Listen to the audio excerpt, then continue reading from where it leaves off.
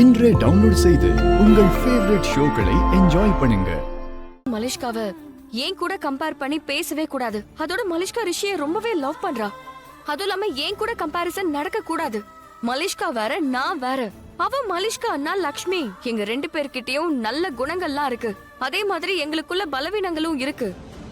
பலவீனம் இல்லாம யாருமே முழுமை அடைய மாட்டாங்க. அதே மாதிரி நாங்க 2 பேருமே வெவ்வேறு ஆட்கள். எங்களுக்குன்னு வேற வேற அடையாளங்களும் இருக்கு.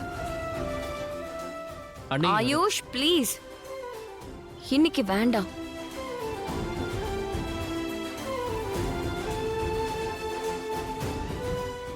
நீ எப்பவுமே எனக்காக ஒரு தம்பியா நின்னு சப்போர்ட் பண்ணிருக்க. ஆனா இன்னைக்கு நீ எதுவுமே பேசக்கூடாது. இந்த போட்டி முதல்ல நடந்திருக்கவே கூடாது. இது எனக்கும் பிடிக்கல, ரிஷிக்கும் பிடிக்கல.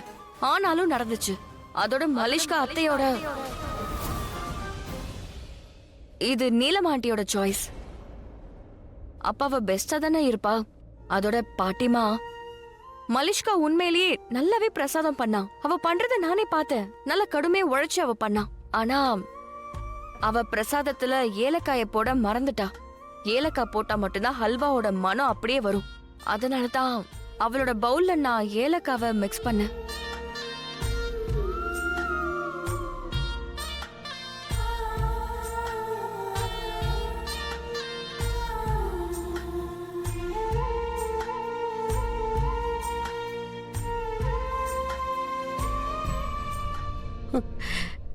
நீ எல்லாரையும் விட ரொம்ப நல்லவமா. அப்படிலாம் எதுவுமே கிடையாது. இங்க இருக்கிற எல்லாருமே நல்லவங்க தான். நம்ம எல்லாருமே ஒரு குடும்பம். குடும்பத்துல நல்லவங்க கெட்டவங்களே கிடையாது. குடும்பம் ஒன்னா இருக்கணும். நம்ம எல்லாருமே சேர்ந்து வாழணும். உறவுக்குள்ள இந்த மாதிரி போட்டிகள்லாம் வச்சா மனக்கசப்பு உண்டாகும். அதோட இது எல்லாத்துக்கும் நான் காரணமாக விரும்பல. என்னால கருத்து வேறுபாடுகள் ஏற்படக்கூடாது, உறவும் கெடக்கூடாது. அதனாலதான் நான் அப்படி பண்ணேன்.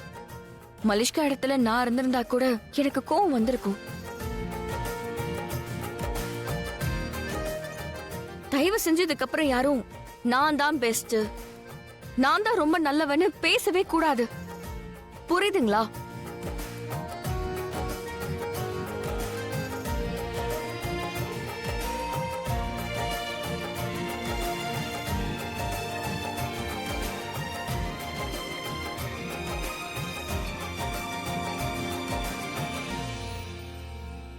அந்த கடவுள் உனக்கு எல்லா சந்தோஷமும் கொடுக்கணும்.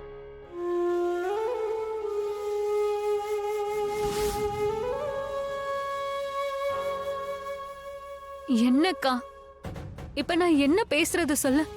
மனச சுத்தமா இருக்கவங்களுக்கு நீ எப்படிப்பட்டவன்னு அவங்களுக்கே தெரியும்க்கா. என் மனசுக்கு எல்லாமே புரியுது லக்ஷ்மி.